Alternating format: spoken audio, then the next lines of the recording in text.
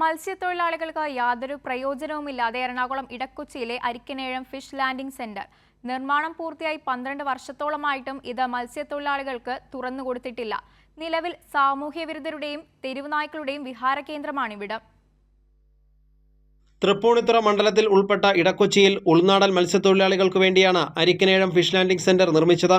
കൊച്ചി കായലിന്റെ തീരത്തായി വർഷങ്ങൾക്ക് മുൻപ് നിർമ്മാണം പൂർത്തിയായ ഫിഷ് ലാൻഡിംഗ് സെന്റർ അന്നത്തെ MLAയും ഫിഷറീസ് മന്ത്രിയുമായ K. ബാബു ഉദ്ഘാടനവും ചെയ്തിരുന്നു.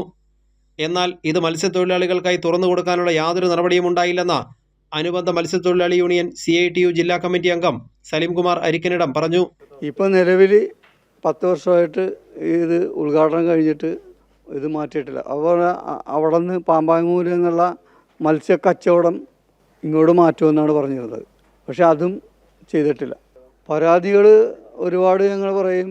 CITUവിൻ്റെ മത്സ്യത്തൊഴിലാളികൾ സമരങ്ങൾ ചെയ്യും ഒക്കെ ചെയ്തതാണ്. നടപടിയൊന്നും ഉണ്ടായിട്ടില്ല. അരിക്കനേഴം ഫിഷ് ലാൻഡിംഗ് സെന്റർ തുറന്നു കൊടുക്കണമെന്ന മത്സ്യത്തൊഴിലാളികളുടെ ആവശ്യം ജനപ്രതിനിധികളും ഉദ്യോഗസ്ഥരും അവഗണിച്ചു. ഉൾനാടൻ മത്സ്യത്തൊഴിലാളികൾ കൊണ്ടുവരുന്ന മത്സ്യം ലേലം ചെയ്യാനും വലകൾ ഉൾപ്പെടെ സൂക്ഷിക്കാനുമായിരുന്നു ഈ സംവിധാനം.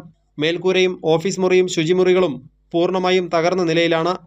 കഴിഞ്ഞ കാലങ്ങളിൽ ഇടക്കൊച്ചി നോർത്ത് ഡിവിഷനെ പ്രതിനിധീകരിച്ച UDF കൗൺസിലർമാരും കോൺഗ്രസ് MLA ആയിരുന്ന K. ബാബുവും തിരിഞ്ഞു നോക്കിയില്ല. പുതിയ LDF councillor KJ Basil fish landing centre പുനരുദ്ധാരണത്തിനായുള്ള ശ്രമങ്ങൾ തുടങ്ങി എന്നതിൽ മാത്രമാണ് തൊഴിലാളികളുടെ പുതിയ പ്രതീക്ഷ. കൈരളി ന്യൂസ്, കൊച്ചി.